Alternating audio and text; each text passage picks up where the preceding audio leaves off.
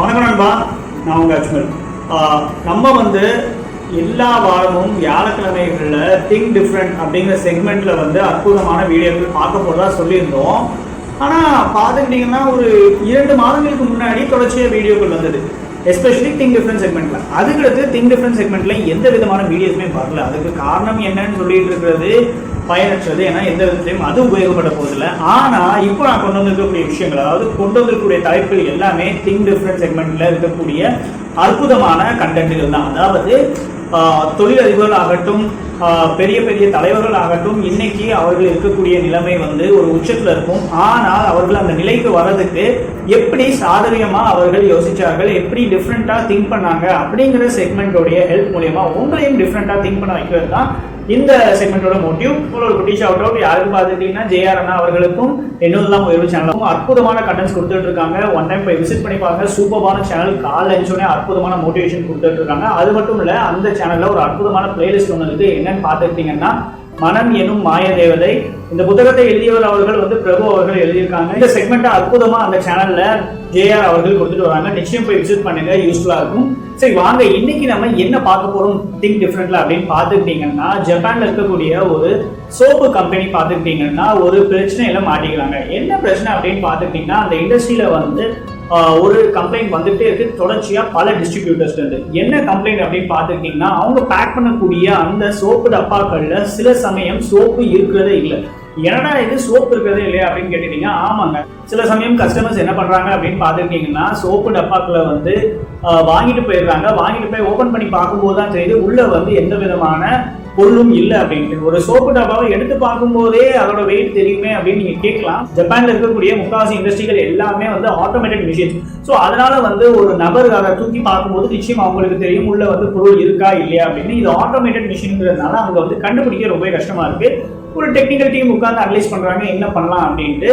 இப்போ பார்த்துக்கிட்டீங்கன்னா அந்த இண்டஸ்ட்ரியோட எல்லா ஹெட்ஸும் உட்கார்ந்து இருக்காங்க. அது மட்டும் இல்லாமல் ப்ரொடக்ஷன் மேனேஜர்ஸ் எல்லாருமே உட்காந்துட்டு இருக்காங்க. இப்போ எல்லாருமே ரொம்ப சீரியஸா டிஸ்கஸ் பண்ணிட்டு இருக்காங்க. இப்போ வந்து என்ன பண்ணலாம் அப்படின்னு கேட்கும்போது, சீனியர் மேனேஜர் கேட்கும்போது ஒரு ஸ்டாஃப் சொல்லக்கூடிய விஷயம் என்னன்னு பார்த்துக்கிட்டீங்கன்னா, நம்ம பேசாம ஒரு ஆளை வந்து வேலைக்கு வச்சிடலாம் இதுக்காக. ஸோ அதன் மூலயமா அவர் செக் பண்ணுவாரு, நம்ம வந்து இந்த ப்ராப்ளமை சால்வ் பண்ணலாம் அப்படின்னு சொல்றாங்க. இன்னொரு நபர் சொல்லக்கூடிய விஷயம் என்னன்னு பார்த்துக்கிட்டீங்கன்னா, ஆளை வைக்கிறதுலாம் வேஸ்ட். ஏன்னா அவங்களுக்கு சம்பளம் கொடுக்கணும். அது மட்டும் இல்லாம ஒன்ஸ் இதுக்கு ஆளை வைக்க ஆரம்பிச்சிட்டோம் அப்படின்னா இது மாதிரி பல விஷயங்களுக்கு லேபர்ஸ் வைக்க வேண்டியது இருக்கும். ஸோ அது வேண்டாம், இது ஃபுல்லா ஆட்டோமேட்டட் மிஷினா இருக்கிறதுனால நம்ம அதுக்கு போக வேண்டாம் அப்படின்னு சொல்றாங்க. பேசாம வழக்கம் போல ஒரு ஆட்டோமேட்டடான ரோபோட்டிக் மிஷின் வாங்கி வச்சிடலாம், சில லட்சம் டாலர்களுக்கு அதை வாங்கி வச்சிடலாம் அப்படின்னு சொல்றாங்க. இப்போ பார்த்துக்கிட்டீங்கன்னா அவங்களுக்கு டீ கொடுக்கறதுக்காக ஒரு ஹாஸ்பிட்டாலிட்டி ஸ்டாஃப் வர, அந்த ஹாஸ்பிட்டாலிட்டி ஸ்டாஃப் உள்ள வராது. அவங்களை பார்த்தோன்னே எல்லாருமே வந்து அவரை வந்து பெருசா மதிக்கல. உடனே வந்து இவங்க மறுபடியும் பேச ஆரம்பிக்காங்க. அப்போ வந்து எதுவுமே புரியல, எல்லாரும் யோசிக்கிறாங்க. சீனியர் மேனேஜர் கேட்கக்கூடிய விஷயம் ஏதாவது யோசிச்சு சொல்லுங்க அப்படின்னு சொல்றாங்க.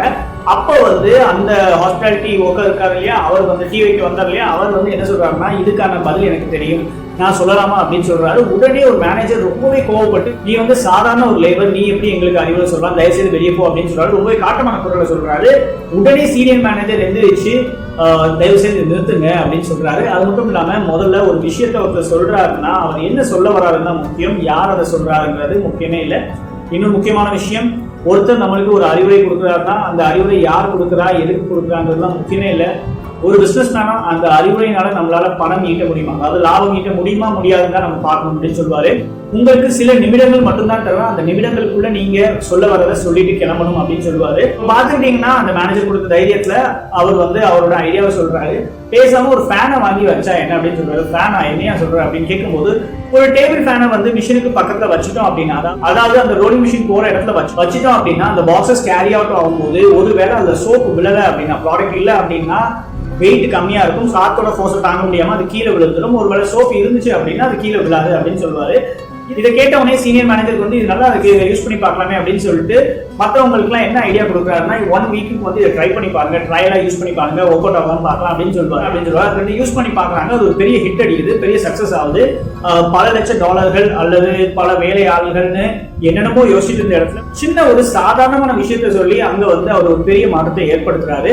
இந்த திங்க் டிஃப்ரெண்ட் செக்மெண்ட்ல நம்ம எடுத்துக்க வேண்டிய பல விஷயங்கள் இருக்கு. ரொம்ப முக்கியமான விஷயம், நம்மளுக்கு தேவைப்படக்கூடிய விஷயம் யார்கிட்ட இருந்து வேணாலும் கிடைக்கும், எதுல இருந்து வேணாலும் கிடைக்கும். நம்ம அதை என்ன பண்ணணும்னா ஃபர்ஸ்ட் அதை அக்செப்ட் பண்ணிக்கிட்டு சில சமயங்கள்ல சில நபர்கள் நமக்கு அறிவுரை கொடுக்குறாங்கன்னா யார் கொடுக்குறா என்ன கொடுக்குறாங்களா முக்கியம் இல்லை, அவங்க சொல்ல வர கருத்தை ஃபர்ஸ்ட் உள்வாங்கிட்டு அதுல இருந்து நம்மளுக்கு ஏதாவது இருக்கா அப்படிங்கிற ஒரு விஷயத்த மட்டும் நம்ம எடுத்துக்கணும். இன்னொன்னு பாத்துக்கிட்டீங்கன்னா எல்லா பெரிய பெரிய பிரச்சனைகளுக்கும் தீர்வா இருக்க போது சின்ன விஷயங்கள் தான். சின்ன சேஞ்சஸ் பண்ணா போதும் பெரிய பிரச்சனைகளுக்கு தீர்வையும் கண்டுபிடிக்கலாம். சோ நன்றி நண்பா. திங்க் டிஃபரண்ட் செக்மெண்ட்ல இன்னைக்கு ஒரு சின்ன கதை பார்த்தோம். நிச்சயம் உங்களுக்கு உதவியா இருக்கும், ஊக்கமா இருக்கும் நம்புறேன். ஸோ வரும் நாட்களையும் வரும் வாரங்களையும் திங்க் டிஃபரண்ட் செக்மெண்ட்ல அற்புதமான கதைகளையும் அற்புதமான மனிதர்கள் செய்த விஷயங்களையும் பார்க்கலாம். நன்றி, வணக்கம். நான் உங்க அஜ்மல்.